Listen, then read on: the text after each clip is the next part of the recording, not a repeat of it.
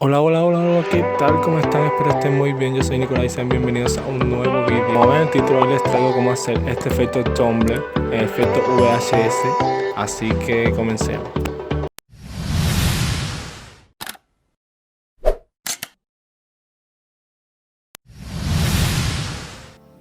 Bueno, lo primero que tenemos que hacer es ir a la aplicación Pixar. Ahí elegimos una foto, la que ustedes quieran editar. Yo elegí una de James Sharp.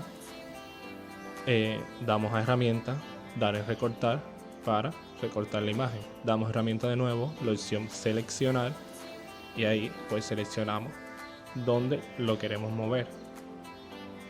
Es como un efecto, como una distorsión que se mueve como de el efecto VHS. Luego que escojan la parte que quieran seleccionar, pues da copiar y pegar.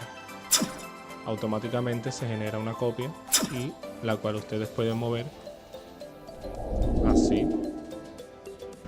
Luego hacen lo mismo con todas las partes que ustedes quieran mover, copiar y pegar, y así a todo.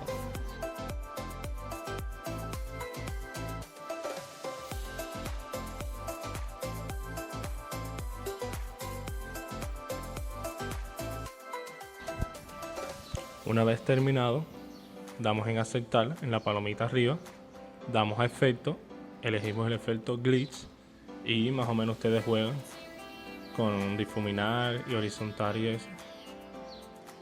Y pues yo lo dejo horizontal en 0, vertical en 4 y lo difumino un poco. Luego doy a otro efecto, elijo el efecto 1994 que me gusta y pues ahí juego con difuminar y listo, nuestra imagen está terminada.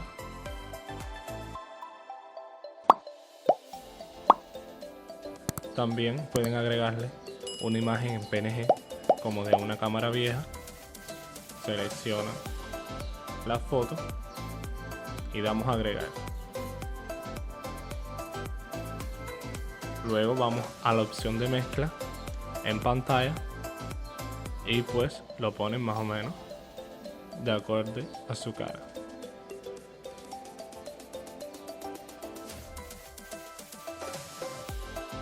Luego terminado, dan en aceptar y listo.